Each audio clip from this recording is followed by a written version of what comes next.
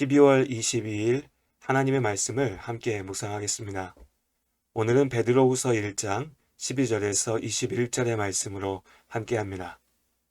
오늘 12절의 말씀은 너희가 이것을 알고 이미 있는 진리에 서 있으나 라고 말하면서 시작합니다. 여기서 이것을은 앞서 베드로가 말한 진리, 우리가 어제 함께 나누었던 말씀의 내용을 가리킵니다.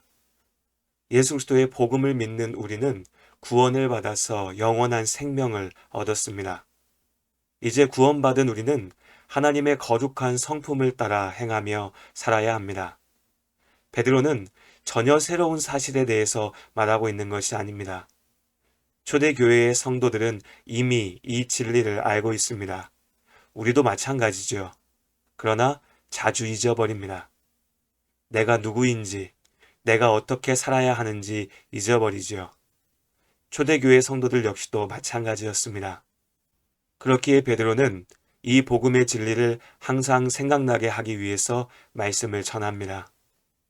이것이 또한 우리가 주일이면 함께 모여 예배하고 또 날마다 말씀을 읽고 묵상하는 이유입니다. 우리는 진리를 모르지 않습니다. 알면서도 쉽게 잊어버리고 그 말씀 안에 살지 못하는 것이 문제인 것이죠. 13절에서 베드로가 말하는 장막은 곧 이 세상을 뜻합니다. 초대교회 성도들에게 계속해서 진리를 전하여 그들이 잊지 않도록 하는 것이 베드로가 이 세상을 사는 동안의 소명입니다. 이는 우리 주 예수 그리스도께서 내게 지시한 것 같이 나도 나의 장막을 벗어날 것이 임박할 줄을 알미라. 베드로 자신의 야망이나 욕심을 위해 세운 소명이 아닙니다. 예수님께서 베드로에게 맡기신 소명입니다. 내 양을 먹이라고 하신 예수님의 그 말씀이 베드로의 인생의 길을 인도하신 이정표가 되었습니다. 이제 자신의 삶의 끝이 다가오는 때에도 베드로는 더욱 소명의 자리를 지키기 위해서 열심을 다합니다. 자신이 떠난 후에라도 믿음의 형제 자매들이 진리의 말씀을 잊지 않도록 하는 것이 베드로의 바람이었습니다. 하나님께서는 그의 편지를 통해서 하나님의 말씀을 전하십니다. 베드로의 바람대로 그가 세상을 떠나 주님 곁으로 돌아간 이후에도 베드로를 통해서 주신 하나님의 말씀은 우리가 항상 복음의 진리를 생각하게 합니다. 베드로의 말은 오늘날 아무리 뛰어난 설교자라도 결코 가질 수 없는 힘이 있습니다. 베드로는 단지 전에 들은 사실을 말했던 것이 아닙니다. 그는 예수 그리스도의 영광을 직접 보았습니다. 예수님께서 병든 자를 고치고 죽은 자를 살리실 때에도 베드로가 그 자리에 있었습니다. 성자 예수님께서 성부 하나님과 함께 하시는 거룩한 삼위 하나님의 신비로운 교제 가운데도 베드로가 그것을 경험하였습니다. 십자가에서 죽으신 예수를 알았고 그렇기에 부활하신 주님을 만났을 때 누구보다 놀랐습니다. 그런 베드로였기에 누구보다도 분명하게 복음의 진리를 선포할 수 있습니다. 그런데 한 가지 염려가 생깁니다. 그렇다면 베드로가 세상을 떠났을 때 이제 이 땅에는 더 이상 복음에 대해서 분명하게 증거할 수 있는 증인들이 사라져버리는 걸까요? 그렇지 않습니다. 오늘 19절의 말씀입니다. 또 우리에게는 더 확실한 예언이 있어 어두운 데를 비추는 등불과 같으니 날이 새어 샛별이 너희 마음에 떠오르기까지 너희가 이것을 주의하는 것이 옳으니라. 물론 사도들이 이 땅에서의 소명을 마치고 세상을 떠난 이후에는 예수님의 말씀을 직접 듣고 예수님의 사역을 직접 경험했던 사람들은 더 이상 남아있지 않습니다. 그러나 우리에게는 베드로의 증언보다 더 확실한 증거가 있습니다. 오늘 19절에서 말하는 예언이라고 하는 것은 우리가 흔히 사용하듯이 앞으로 일어날 일들을 미리 알려주는 그런 의미의 예언이 아닙니다. 이 말은 우리 스스로는 알 수 없는 하나님의 구원 계획에 대하여서 알려주는 것입니다. 하나님께서 하나님이 누구신지 스스로 우리에게 알려주셨기에 우리가 하나님을 알 수 있습니다. 그것이 계시이고 그것이 예언입니다. 그러니 본문에서 얘기하는 예언은 곧 성경, 하나님의 말씀인 것이죠. 직접 예수님을 경험했던 베드로가 없더라도 하나님께서 우리에게 주신 하나님의 말씀, 더 확실한 증거가 어두운 데를 비추는 등불과 같이 우리의 삶을 비춥니다.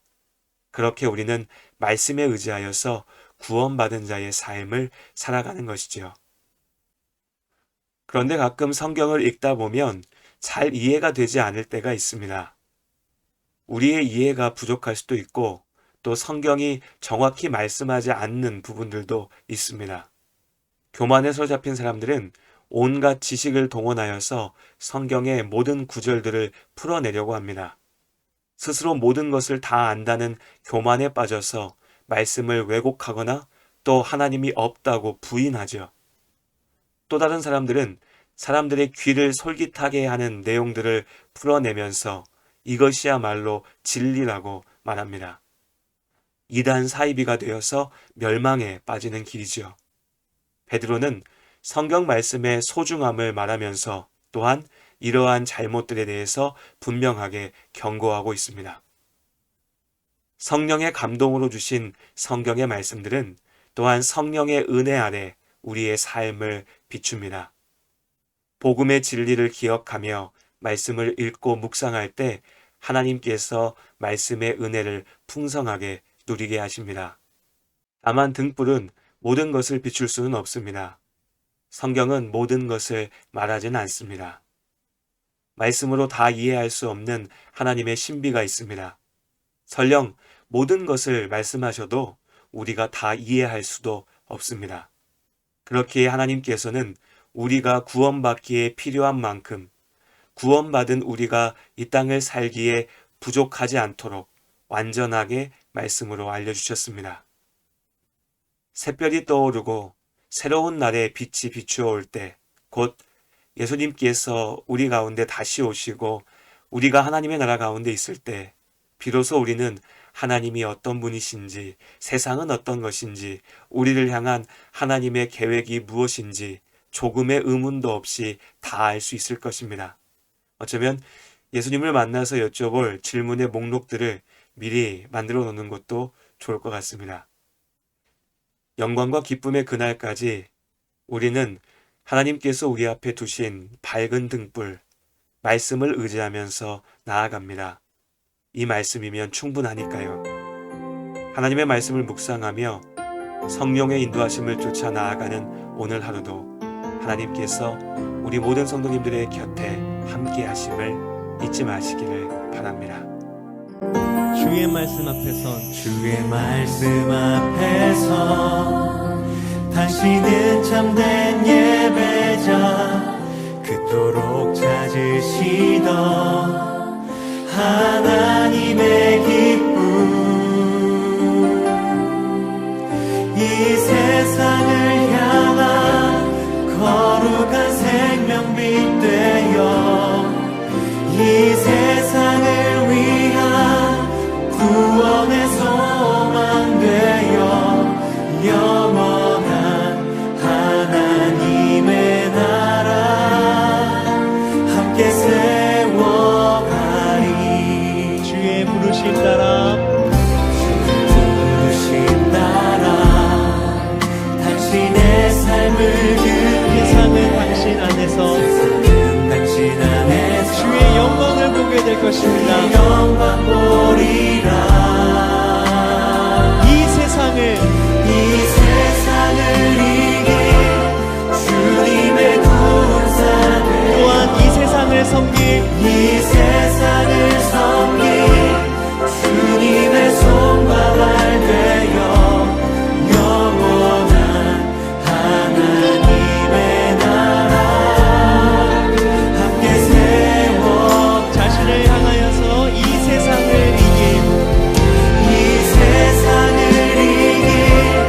주님의 군사 되어 이 세상을 섬길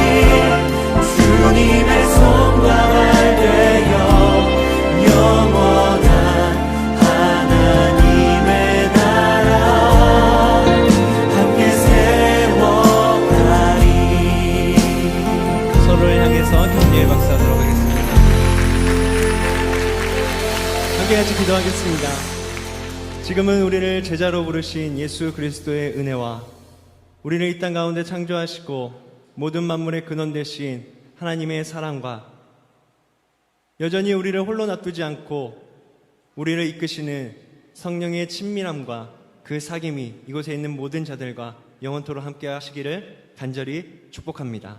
아멘.